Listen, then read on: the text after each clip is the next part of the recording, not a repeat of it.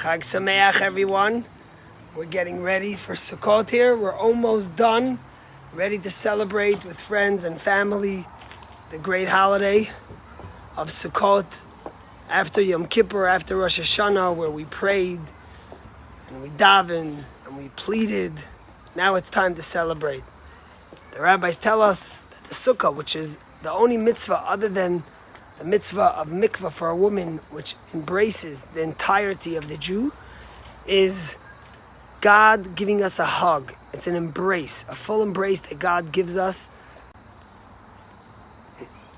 after the holiday of Rosh Hashanah and Yom Kippur, telling us that the love that He has for us is unconditional, that the love that He has for us is permanent, and that we should just be there to celebrate with Him. Sukkot is amazing because we get a mitzvah just by sitting in the sukkah, just by being embraced by the holiness, by the spirituality, by eating, by drinking, by talking, by celebrating with family and friends.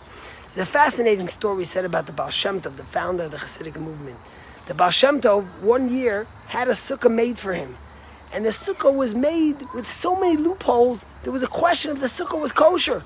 There's a question, according to Jewish law, you don't have to have 4 walls, you could have 3 or 2.5. And what happens if the wall is tilted? What happens if there's not enough schach above you? Etc., etc. And there was such a question on the sukkah of the Baal Shem Tov that the rabbis of Brody, the city of Brody, came to check, and they said that the sukkah is not kosher. Suddenly, a note came from heaven, signed by Malach Matat, the angel Matat, which said the sukkah of the Baal Shem Tov is kosher. And the Rebbe, in one of his talks, asked a great question. The Rebbe says, I don't know, couldn't the Baal Shem Tov have built a sukkah that was fully kosher? Why did he need to have the great angel say this is kosher? Why did he need to have an imperfect sukkah that yet was kosher? He was the Baal Shem Tov after all, the founder of the Hasidic movement. And the Rebbe said something very beautiful. The Talmud tells us that a sukkah is meant to encompass every type of Jew. And this includes every type and stripe, Sephardi, Ashkenazi, observant, non-observant, secular. Whichever type of Jew you have is welcome and possible to sit in the sukkah. And the Baal Shem Tov, who loved every Jew unconditionally, wanted his sukkah to be a sukkah that even the imperfect Jew, even the Jew that might have a slanted wall, that might not have a complete sukkah, he should also feel comfortable. He should also feel welcome. And therefore the Baal Shem Tov made a sukkah that was barely kosher, that every Jew, even if he thinks he might not be 100% kosher, should know they are welcome in the sukkah. That's what the Rebbe taught us. You know, right after the holiday of Yom Kippur, my nephew and 2 of his friends came to eat with us.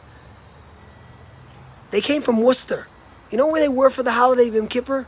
They were in a prison making the holiday of Yom Kippur a service for prisoners who are incarcerated, who belong in prison, yet they have a spiritual soul.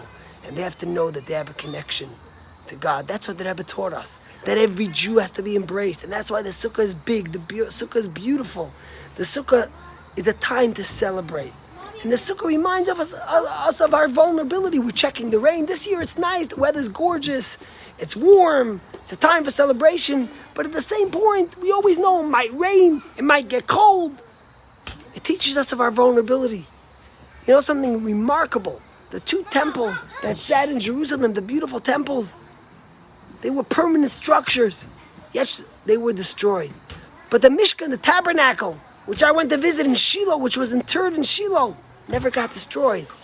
The permanent became vulnerable. And the permanent became temporary, and the temporary became permanent. That's the message of Sukkot.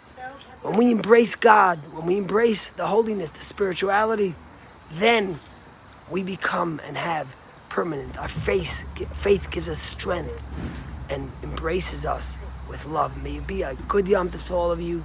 Hop by the sukkah and shul or at my home to bless the Lulav and Etrog, and may God bless you all with a true time of joy. God bless you. Chag Sameach.